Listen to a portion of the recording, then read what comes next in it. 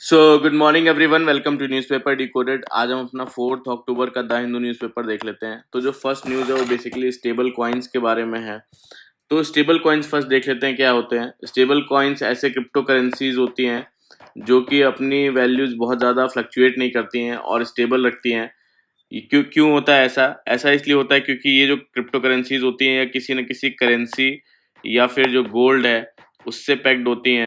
Packed होने का मतलब क्या है कि जो क्रिप्टो करेंसी का वैल्यू है ये बेसिकली ये टाइड होती हैं किसी करेंसी से या गोल्ड से, इसलिए इनका फ्लक्चुएशन बहुत ज़्यादा नहीं आता है। जैसे एक का एग्जांपल है कि ऐसी करेंसी जैसे एक टीथर क्रिप्टो करेंसी है, तो ये यूएस डॉलर के से टाइड है तो बहुत ज़्यादा फ्लक्चुएट नहीं होती है। तो वही यहाँ पे अभी फाइनेंस मिनिस्टर निर्मला सीतारमन ने हिंट दिया है कि इंडिया अपनी क्रिप्टो करेंसी जो पॉलिसी है उसमें शिफ्ट ला सकता है। उन्होंने कहा चाहे कंट्रीज चाहें या ना चाहें उन्हें स्टेबल कॉइन्स के साथ इंगेज करना पड़ेगा, क्योंकि ये ग्लोबल मनी और कैपिटल जो फ्लो है उसको बदल रहा है।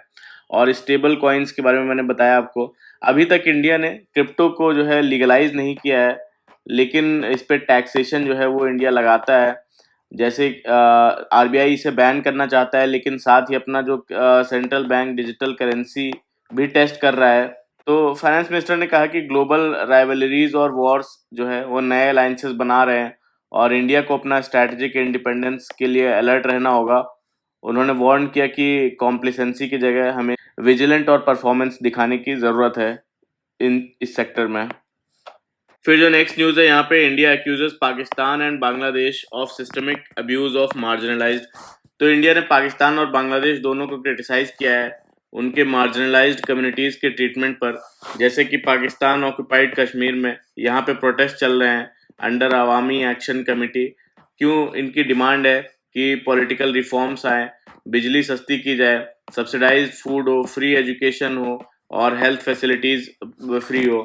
तो पुलिस क्रैकडाउन और इंटरनेट शटडाउन हुआ इसमें, जिसमें कि 10 लोग मारे गए और कई सारे इंजर्ड हुए। और इंडिया ने कहा कि पाकिस्तान की ऑपरेसिव पॉलिसीज और जो रिसोर्स प्लंडरिंग इस अनरेस्ट का रीज़न है और उसके ह्यूमन राइट वायलेशन पर अकाउंटेबिलिटी होनी चाहिए। और वहीं पे बांग्लादेश के लिए क्या बोला, वहाँ का जो चिटागोंग हिल ट्रैक है वहाँ पर इंडिजिनस कम्युनिटी जो मरमा और मोग, इनके खिलाफ वायलेंस हुआ, जिसमें बांग्लादेश आर्मी फायरिंग में 3 लोग मारे गए। और इन बांग्लादेश ने बेसिकली यहाँ के एडवाइज़र इंडिया को ब्लेम किया और फासिस्ट ग्रुप पर डाला, लेकिन इंडिया ने इसे फॉल्स और बेसलेस कहा। और इंडिया ने बोला कि बांग्लादेश गवर्नमेंट खुद लॉ एंड ऑर्डर मेंटेन नहीं कर पा रही है और अब ब्लेम शिफ्ट कर रही है।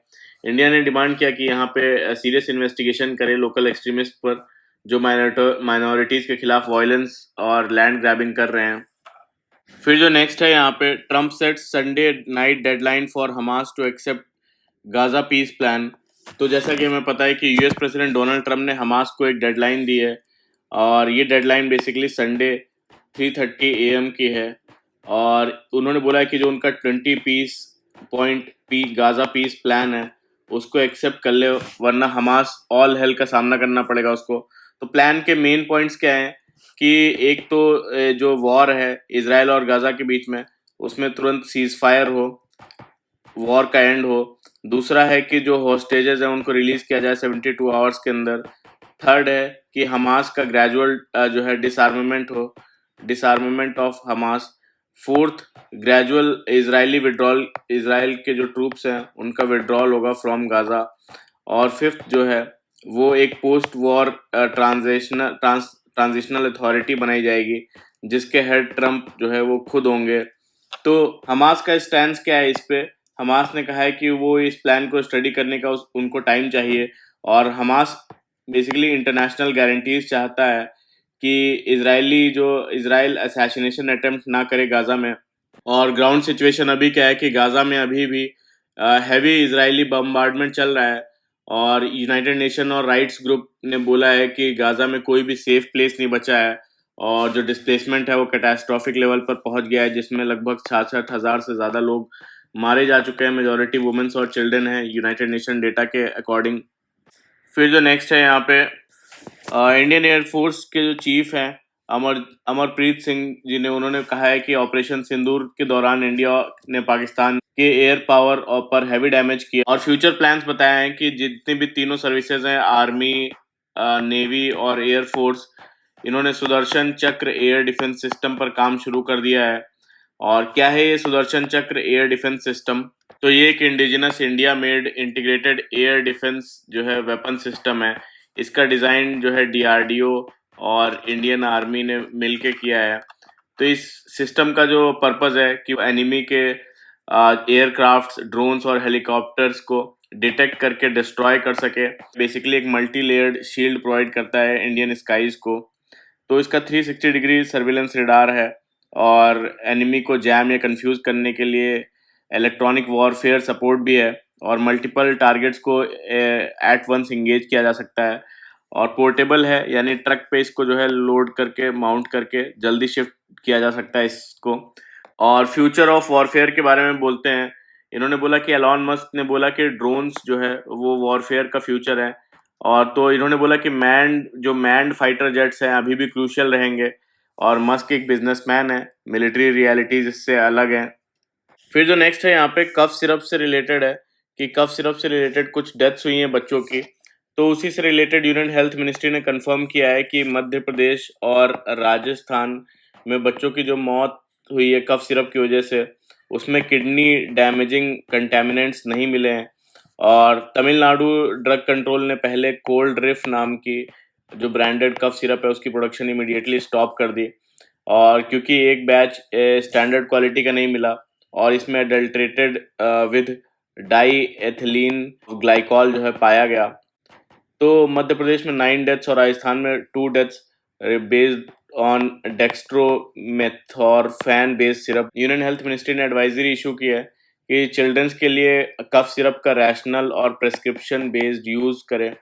और कफ यूजुअली जो है सेल्फ लिमिटिंग होता है और अंडर 2 इयर्स के बच्चों के लिए कफ सिरप अवॉइड करें। फिर यहाँ पे जो नेक्स्ट है, legality alone does not make a law just, says chief justice of India. तो यहाँ पे चीफ जस्टिस ऑफ इंडिया ने कहा है कि लीगैलिटी जो है alone does not confer fairness और जस्टिस। मतलब सिर्फ कोई लॉ लीगल होने का मतलब नहीं है कि वो फेयर है या जस्ट है।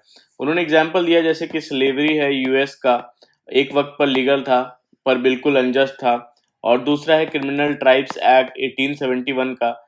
इसमें कॉलोनियल इंडिया में कुछ कम्युनिटीज को जन्म से ही क्रिमिनल डिक्लेयर कर दिया गया। लॉ था बट इसका मतलब ये नहीं कि फेयर या जस्ट हो। सेडिशन लॉ जो है ऑपरेसिव रेजिम्स में रेजिस्टेंस को सप्रेस करने के लिए यूज होता था। तो की पॉइंट्स क्या बताया उन्होंने कि इंडियन कॉन्स्टिट्यूशन जो है लीगल और जो जस्ट है या फेयर उसके बीच में डिस्टिंक्शन प्रोवाइड करता है। जुडिशरी का काम है कि एग्जीक्यूटिव्स के जो पावर्स का मिस यूज है उस पर चेक लगाया जाए और सिटीजन्स के फंडामेंटल राइट्स को प्रोटेक्ट करे। तो चीफ जस्टिस ऑफ इंडिया ने एम्फेसाइज किया कि कॉन्स्टिट्यूशनल प्रोविजंस में आइडियलिज्म है जिससे जो है कोर्ट्स को इंडिपेंडेंट और फेयर बनाया गया है। फिर जो नेक्स्ट है यहाँ पे आर्टिकल है, domestic firms show more faith in India than foreign investors. तो यहाँ पे बताते हैं कि जो फर्स्ट हाफ है जो फाइनेंशियल ईयर 25-26 का, उसमें न्यू प्रोजेक्ट्स जो अनाउंस हुए लगभग 9.9 लाख करोड़ के हुए, जो कि 15 मंथ्स हाई हैं सबसे ज़्यादा। और इसमें प्रोजेक्ट्स अनाउंस हुए, इसमें जो डोमेस्टिक फर्म्स हैं उनका शेयर 94% है। और 2018-19 में ये लगभग 77% था, तो उससे बढ़ा है। लेकिन जो मेजॉरिटी इन्वेस्टमेंट्स हैं वो मैन्युफैक्चरिंग सेक्टर में हैं और इन्वेस्टमेंट का जो है मोमेंटम जीएसटी रेट कट से पहले भी स्टार्ट हुआ। मतलब जो टेम्परेरी बूस्ट हुआ है डिमांड का, उससे पहले ही कॉन्फिडेंस ज़्यादा था। और फॉरेन इन्वेस्टर्स के बारे में बोलते हैं कि फॉरेन कंपनीज का अनाउंसमेंट 0.6 लाख करोड़ है और जो कि ये 5 ईयर लो है, थर्ड कॉन्जिक्यूटिव ईयर डिक्लाइन। और ये बेसिकली ग्लोबल फैक्टर्स और जो ग्लोबल अनसर्टेनिटी है और यूएस के टैरिफ फ्रिक्शन की वजह से कॉन्फिडेंस कम किया फॉरेन इन्वेस्टर्स का। और गवर्नमेंट इन्वेस्टमेंट्स के बारे में बताते हैं कि 1.5 लाख करोड़ ये है, जो कि गवर्नमेंट का इन्वेस्टमेंट भी 71% नीचे है फ्रॉम द लास्ट ईयर, जो कि इंडिकेट करता है कि जो है जो कैपिटल एक्सपेंडिचर का ग्रोथ है वो सेंटर के द्वारा जो है कम हो रहा है। और इम्प्लीकेशंस बताते हैं कि जिससे डोमेस्टिक फर्म्स पे प्रेशर बढ़ रहा है और to carry investment momentum carry करने के लिए। और सेकंड है कि ease of doing business reforms की अर्जेंट नीड है। और अगर इन डोमेस्टिक इन्वेस्टमेंट्स जो है फ्रुक्टिफाई हुए तो मोर फिस्कल स्पेस मिलेगा डेवलपमेंट और डिफेंस प्रोजेक्ट्स के लिए। नेक्स्ट है यहाँ पे this clean energy rise needs climate finance expansion. तो यहाँ पे बताते हैं कि 2024 में इंडिया ने 24.5 गीगावाट की सोलर कैपेसिटी जो है ऐड की है और ये थर्ड लार्जेस्ट है। चाइना फर्स्ट नंबर पे रहा, यूएस सेकंड नंबर पे और थर्ड इंडिया जिसने इतनी गीगावाट कैपेसिटी सोलर में ऐड की। और जो एक क्लाइमेट रिपोर्ट के अकॉर्डिंग जो इंडिया, ब्राज़ील और चाइना ऐसे डेवलपिंग कंट्रीज़ ये सोलर और विंड लीडरशिप जो है वो दिखाते हैं। और इसका इकोनॉमिक इम्पैक्ट क्या है कि रिन्यूएबल एनर्जी सेक्टर में लगभग 1 मिलियन प्लस जॉब्स क्रिएट हुई और 5% का जीडीपी ग्रोथ कंट्रीब्यूट किया इसने टोटल। और ऑफ ग्रिड सोलर अलोन की बात करें तो उसने 80,000 से ज़्यादा लोगों को एम्प्लॉय किया है। तो फाइनेंशियल चैलेंजेस बताते हैं कि इंडिया को 2030 तक 1.5 टू 2 ट्रिलियन डॉलर चाहिए क्लाइमेट टारगेट्स अचीव करने के लिए। और करंट क्लाइमेट फाइनेंस काफ़ी फ्लो जो है उसका कम है। और 2024 तक इंडिया के जो डेट इंस्ट्रूमेंट्स हैं यानी ग्रीन सोशल सस्टेनेबिलिटी लिंक जो बॉन्ड्स या डेट इंस्ट्रूमेंट्स हैं वो लगभग 55.9 बिलियन डॉलर है।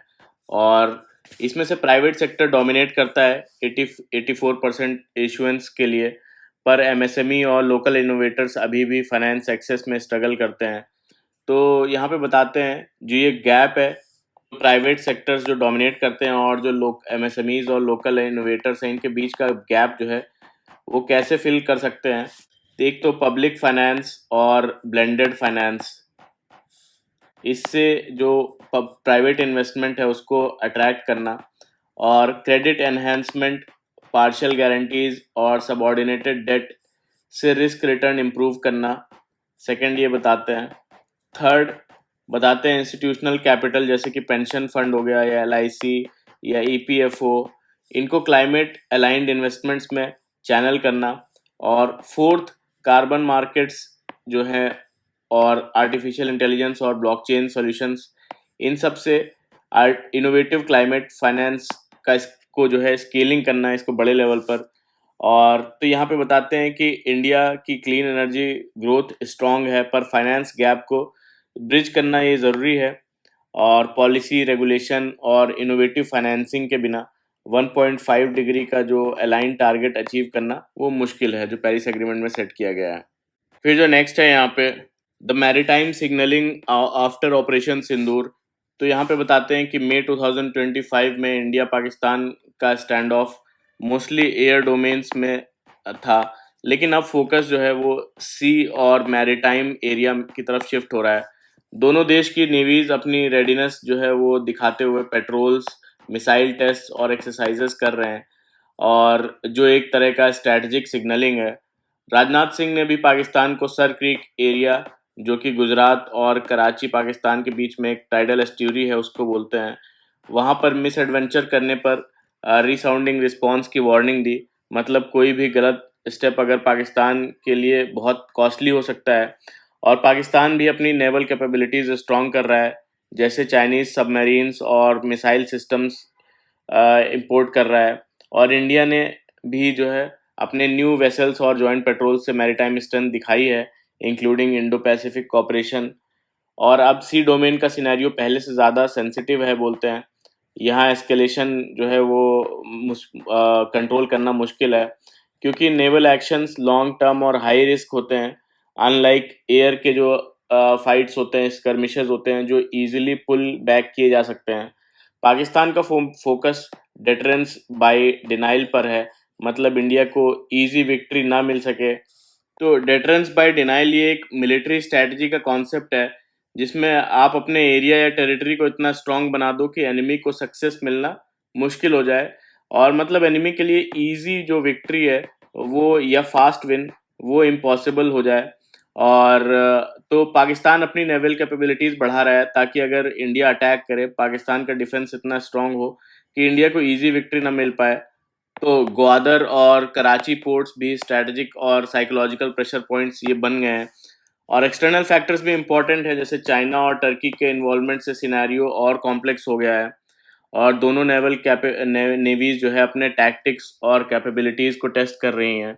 फिर यहाँ नेवल बैलेंस की बात करते हैं कि इंडिया के पास न्यूमेरिकल और जोग्राफिकल एडवांटेज है, लेकिन जो हमारे पास फ्लीट है वो एजिंग है और मॉडर्नाइजेशन कंसर्न्स फेस कर रही है। बॉटम लाइन ये है कि मैरीटाइम थिएटर जो है नेक्स्ट इंडिया पाकिस्तान क्राइसिस का की डोमेन बन रहा है, और नेवल एक्सरसाइजेज पेट्रोल से म्यूचुअल अवेयरनेस बिल्ड हो रही है, पर रिस्क ऑफ मिस कैलकुलेशन जो है वो हाई है, बढ़ रहा है। और जो स्टील्थ फ्रिगेट्स हैं, जॉइंट पेट्रोल्स है या इंडिजनाइजेशन, ये दिखाते हैं कि इंडिया दोनों पॉसिबिलिटीज़ के लिए रेडी है, चाहे वो रीजनल प्रेजेंस एक्सपेंशन हो या फिर क्राइसिस का रिस्पांस देना हो। तो फ्यूचर में ये डिसाइड करना इंपॉर्टेंट होगा कि नेवी फ्रंट लाइन एक्शन में कितनी जल्दी इंगेज होगी। फिर जो नेक्स्ट है यहाँ पे, the Trump plan serves Israeli goals and does little for Palestinians. तो डोनाल्ड ट्रम्प ने एक 20 पॉइंट पीस प्लान जो है वो बनाया है गाज़ा के लिए, और जो कि जिसके बारे में फर्स्ट पेज पे मैंने आपको बताया। और इसराइल और कुछ अरब कंट्रीज़ ने इसे सपोर्ट किया है। इसराइल का जो पीएम नेतन्याहू कहते हैं कि ये उनके वॉर ऑब्जेक्टिव्स के साथ मैच करता है, और अरब लीडर्स भी कहते हैं कि ये शायद एक स्टेप है पीस की तरफ। लेकिन एक इम्पॉर्टेंट चीज़ इसमें मिसिंग है कि पैलेस्टीनियन लोगों की जो असली आवाज़ है, रियल वॉइस, बोलते हैं कि जब 7 अक्टूबर 2023 को हमास ने अटैक किया, उसके बाद इसराइल ने गाज़ा पे अटैक किया और पूरे एरिया को डैमेज कर दिया, लोगों को हटा दिया, और लगभग 66,000 लोगों की को मार दिया गया है। अब तक हमास पूरी तरह डिफीट नहीं हुआ है। ट्रम्प का प्लान कहता है कि अगर हमास प्लान एक्सेप्ट करे तो सीज़ फायर और हॉस्टेजेस रिलीज़ हो जाएंगे। पैलेस्टीनियंस को गाज़ा से निकालने के लिए फोर्स नहीं किया जाएगा। और बोलते हैं कि ये अच्छी बात लगती है, लेकिन प्लान का मेन मकसद इज़राइल के इंटरेस्ट सर्व करना है, ऐसा बोलते हैं कि गाज़ा को एक इंटरनेशनल बोर्ड और जो फॉरेन मिलिट्री के कंट्रोल में देना, और हमास को डीमोबिलाइज करना वहाँ से, और पैलेस्टीनियंस को टॉप डिसीजन मेकिंग में इन्वॉल्व नहीं करना जब तक पैलेस्टीनियन अथॉरिटीज़ रिफॉर्म्स कंप्लीट नहीं होती। इसका मतलब गाज़ा बेसिकली एक नया कॉलोनियल स्टाइल सेटअप बन जाएगा, और इसराइल कुछ एरियाज पर कंट्रोल रखेगा। प्रॉब्लम ये है कि प्लान की जो टाइमलाइन है वो क्लियर नहीं है। कौन ट्रूप भेजेगा, कौन ओवरसी करेगा, ये भी क्लियर नहीं है।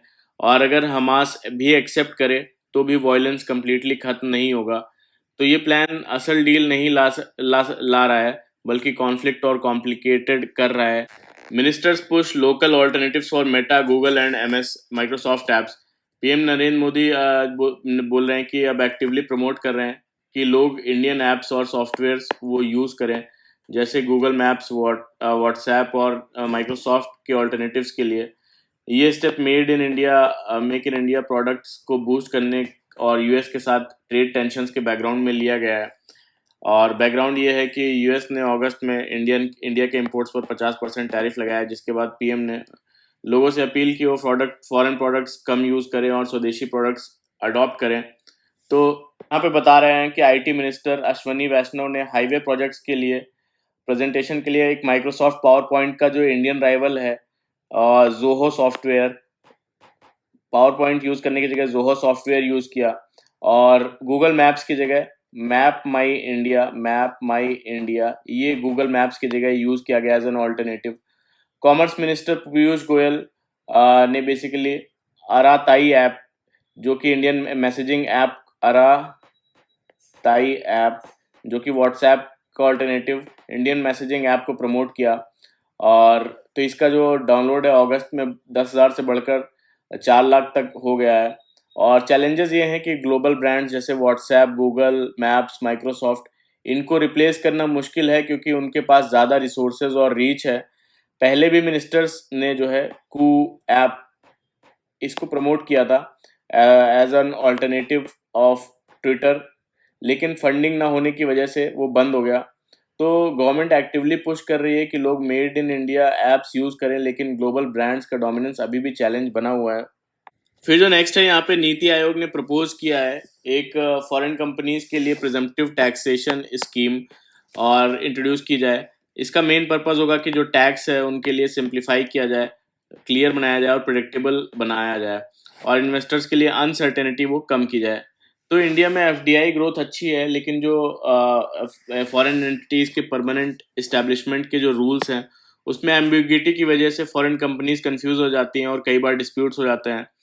और करंट सिस्टम में जो फॉरेन कंपनीज को डिटेल्ड बुक ऑफ अकाउंट्स जो है वो मेंटेन करनी पड़ती है, जो टाइम कंज्यूमिंग और कॉम्प्लिकेटेड है।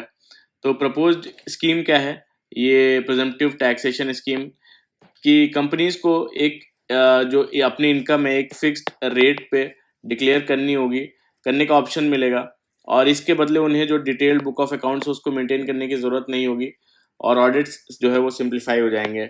सेकेंड है, अलग अलग सेक्टर्स के लिए डिफरेंट डीम्ड जो प्रॉफिट रेट्स हैं वो अलग अलग सेक्टर्स के लिए अलग अलग रखे जाएंगे, और अलग अगर कंपनी चाहे तो वो रेगुलर रिटर्न फाइल कर सकती है अगर एक्चुअल प्रॉफिट प्रिजम्पटिव रेट जितना भी है उससे कम हो तो।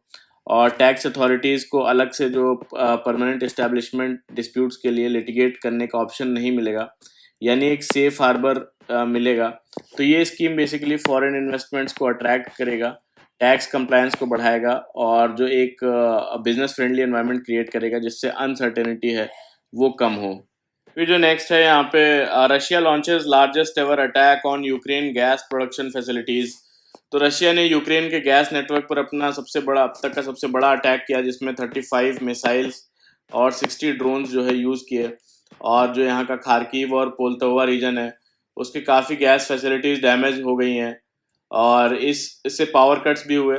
रशिया का कहना है कि टारगेट मिलिट्री इंडस्ट्रियल कॉम्प्लेक्स था, और यूक्रेन ने रिटेलिएट करते हुए रशिया के ऑयल रिफाइनरीज पर ड्रोन्स स्ट्राइक किए, और इंटरनेशनल क्रिमिनल कोर्ट ने अटैक्स को वॉर क्राइम्स माना है। जो नेक्स्ट है, यहाँ पे Poland to join NATO's fuel network amid Russian tensions. तो पोलैंड जो 25 साल से नाटो का मेंबर है वो फाइनली जो फ्यूल पाइपलाइन नेटवर्क से जुड़ रहा है। ये क्या है फ्यूल पाइपलाइन नेटवर्क? ये pipeline system basically military bases जो नाटो के मेंबर्स हैं उनको फ्यूल और लुब्रिकेंट सप्लाई करता है, लेकिन कोल्ड वॉर के टाइम से बनाया गया जो ये पाइपलाइन है पोलैंड के पास तक ये नहीं, और या रशिया बेलारूस के पास के बेसिस तक नहीं जाता था। तो पोलैंड के डिफेंस मिनिस्ट्री ने बेसिकली 4.7 बिलियन यूरोस का प्रोजेक्ट अनाउंस किया है। तो ये पाइपलाइन बेसिकली खुद ऑपरेट और फंड करेगा जब 32 नाटो एलाइज हैं वो अप्रूवल दे देंगे। और पोलैंड नाटो का टॉप मिलिट्री स्पेंडर है और यूक्रेन का स्ट्रॉन्ग सपोर्टर है। तो ये था पूरा आज का हमारा द हिंदू का न्यूज़ डिस्कशन। तो प्लीज़ अच्छा लगा हो तो लाइक करिएगा, कमेंट करके बताइएगा कैसा लगा, और सब्सक्राइब भी कर लीजिएगा मेरा channel. Thank you very much for the discussion.